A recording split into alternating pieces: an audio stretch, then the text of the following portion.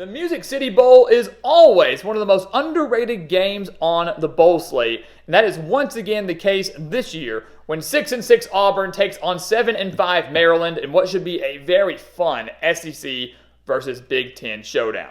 So welcome back to the Gridiron Expert, guys. We're so glad you could join us today. As always, please continue to like, comment, subscribe, share our videos, and of course, check out everything down in the description below, including those expert picks, that holiday special there for you, giving you every single bowl game spread pick and every single NFL playoff game spread pick for one of the lowest prices in the entire country. We're beating out over 80% of the national handicappers and have done so each of the last 5 years, so do not miss out. Go sign up for those picks today. It's never too early. It's never too late. You get all those picks, guys, and you will win big with us. Again, the link for that down in the description below over on thegridironexpert.com. So let's take a look at this game, guys. It really is an intriguing matchup between two teams that, to an extent, may be disappointed this year. You know, Auburn was entering year one under Hugh Freeze. I think a lot of people wanted Auburn to win 8-9 games, but realistically knew that wasn't going to happen, and that was the case this year, right? Auburn did go 6-6 in year one under Freeze.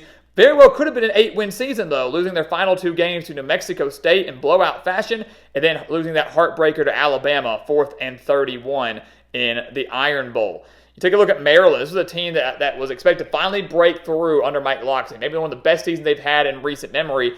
And it looked like that was going to be the case when the Terrapins started out 5-0, but then they went 2-5 down the stretch, including upset losses to Illinois and Northwestern. Very well could have been another 8 an 8 or 9 win season for Maryland, but those upset losses, that really poor finish, ended up sending them back down to the Music City Bowl. So kind of disappointing for Maryland, a year where many thought they would finally break through. We'll take a look at this game, guys. Let's dive into it. Auburn on offense. They're not going to be missing many key players. They look to be at pretty much full strength on the offensive side of the ball. And that's good because they really weren't all that great offensively this year.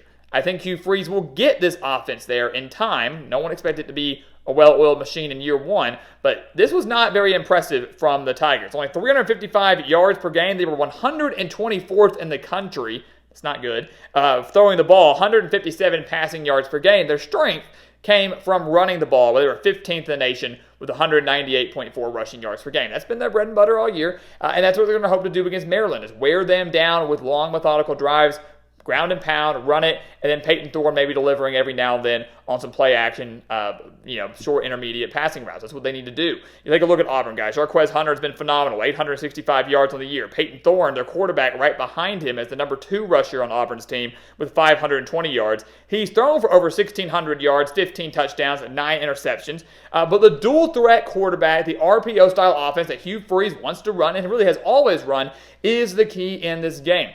Trying to keep Maryland honest, trying to keep them on their toes. Are we going to hand it off to Hunter? Is Peyton Thorne going to take it off and run it? Is Thorne going to pull it and throw? We don't know what he's going to do if you're the Maryland defense, and that's how Auburn's going to have to win this game.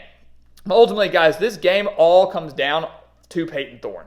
That's what it comes down to for Auburn. He has got to deliver. Listen to the stats here. In all 6 of Auburn's wins, Peyton Thorne has completed at least 58.8% of his passes, so nearly 60%. In 4 of their 6 losses, he's completed 52.6% or less or worse. That's a concern. You've got to be better if you're Peyton Thorne. Do some great stuff on the ground. They can't stop you on the ground, keep going. But if you're forced to throw, you've got to find a way to deliver, just like you did in all 6 of those victories. Take a look at Maryland. This offense, guys, unfortunately is depleted. Their star quarterback, Talia Tagovailoa, will not be playing, choosing to opt out. Over 3,300 yards and 25 touchdowns, which means the Terrapins are going to turn to Billy Edwards Jr., who has just 10 attempts on the season. They're also going to be without their tight end, Corey Dyches, number 4 pass catcher on the team with 491 yards. They're expected, as of this video right now, to have Deshaun Jones, to have Ty Felton. Both have over 700 reception yards. They're expected to have their running back in Roman Hemby, who has over 660 rushing yards. But this is a team, guys, that relied so heavily on the pass. 284 passing yards per game to just 109 rushing yards per game. One of the worst rushing attacks in the country. If they cannot get the passing game going and they become one-dimensional with the run, go ahead and go home if you're Maryland, because you're not going to win the game on the ground. You're not going to win the game solely relying on Roman Hemby. So Billy Edwards is going to have a big game through the air. The wide receivers are going to have to do a lot of work, getting a lot of yards after the catch, making defenders miss. That's what they're going to have to do if they want to win this game. That's, of course, easier said than done going up against an Auburn defense that's pretty dang solid and has been for the majority of the year.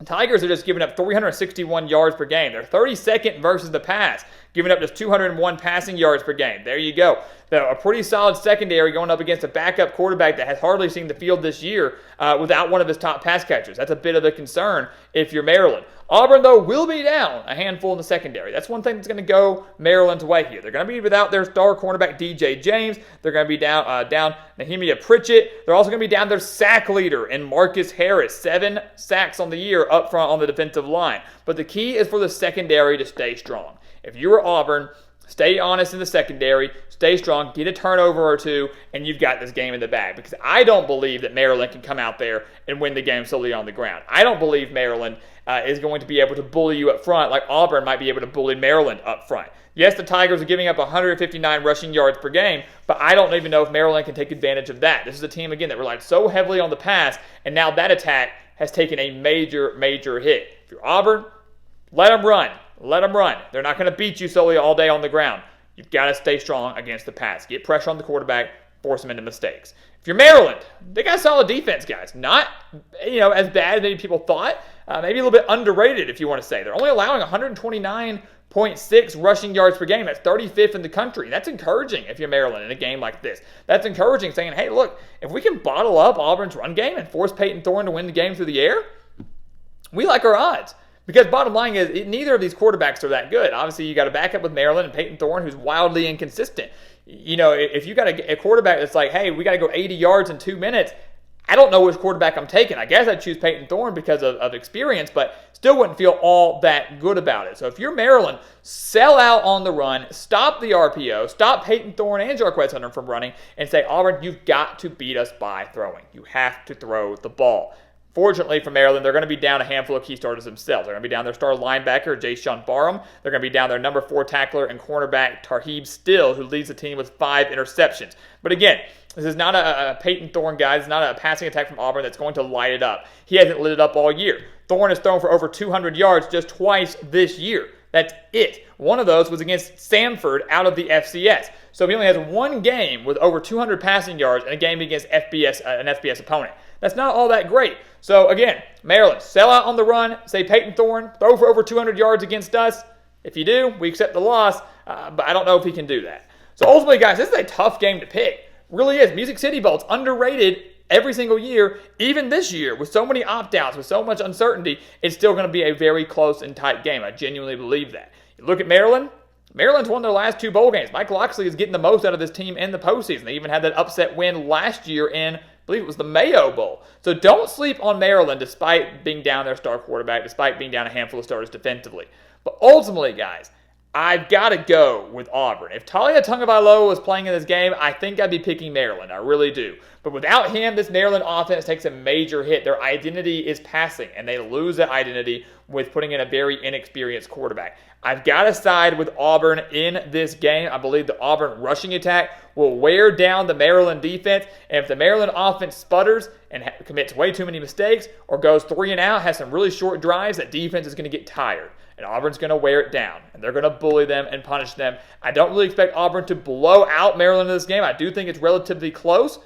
But ultimately, the Tigers will win, and Hugh Freeze will capture a winning season in his first year on the Plains as they head into a massive 2024 where they definitely will have much higher expectations. So guys, as always, thank you so much for watching us here at the Gridiron Expert on YouTube. Make sure to check out everything down in the description below, including our expert picks, a holiday special there for you, giving you every college football bowl game spread pick and every NFL playoff game spread pick for one of the lowest prices in the country. We're beating out over 80% of the national handicappers. So if you want to win big, go sign up, become a member of our GE Nation. Again, the link for that down in the description below. And once again, guys, as always, thank you so much for watching, and we'll see you next time right here on the Gridiron Expert.